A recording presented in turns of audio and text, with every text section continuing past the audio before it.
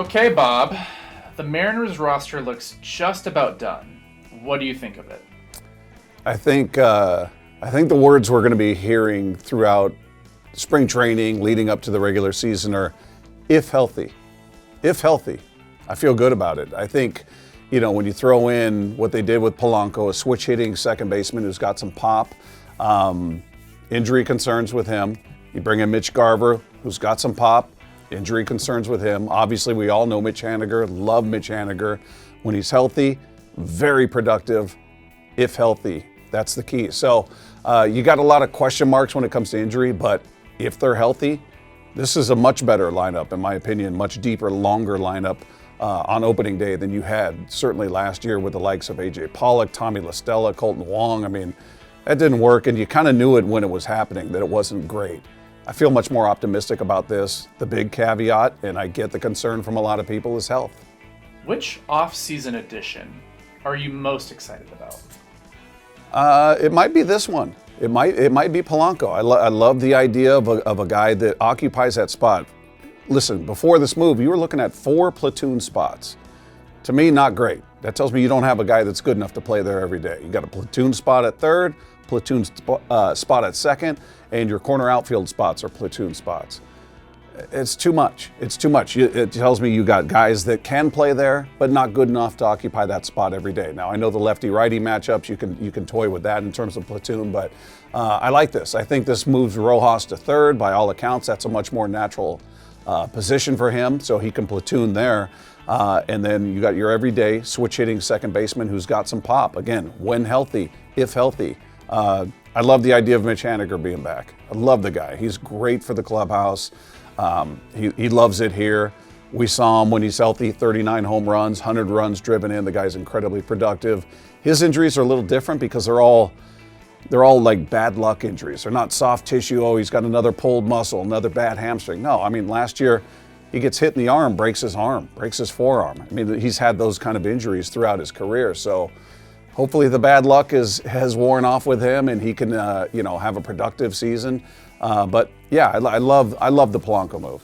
Which trade was the toughest for you to take? It'll probably surprise some people, but I didn't like seeing Kelenic go. I love his potential, man. That guy is an athlete. Yeah, he's intense and he's polarizing, and people either love him or they hate him. People either think he's going to be, a superstar, or he's a complete bust. There doesn't seem to be a lot of middle ground with him.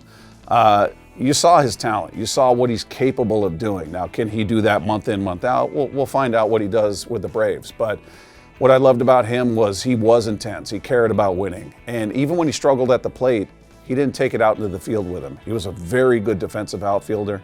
So that one was a little harder for me. I mean, you love Marco. Marco's a great leader with this team. He's been just rock solid. Hate to see him go. Gino, another great clubhouse guy, but you kind of saw it coming. You can't have that many strikeouts in your lineup. Had a down year last year. Teoscar, he wasn't here long enough to get too wrapped up into or too attached to him, I guess I should say. So just the potential of Kelenic was a little hard, and we'll see what happens with him. The Mariners have not traded Bryce Miller or Bryan Woo. Good thing or bad thing? It's a good thing.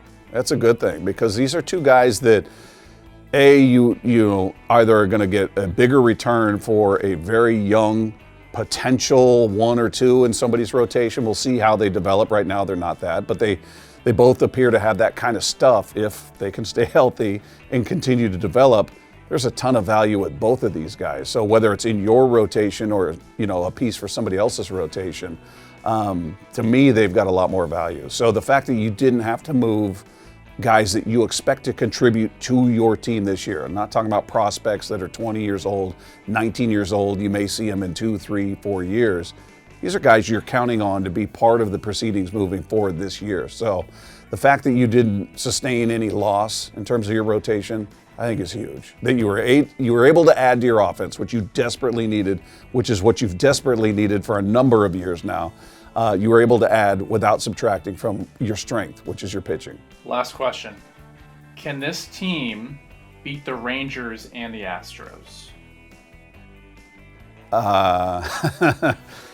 They can. Would I bet on it? No. I mean, we'll see what their teams look like, but the idea that, you've got all these pieces that, if healthy and living up to their potential, it closes that gap in a very big way. There's a lot of question marks about their availability. That's the reality with Mitch Haniger and Mitch Garver and with Polanco. So we'll see what they can do, but does it close the gap a bit? It does. Would I put them as a favorite or to be neck and neck with those two teams? Nah, not yet.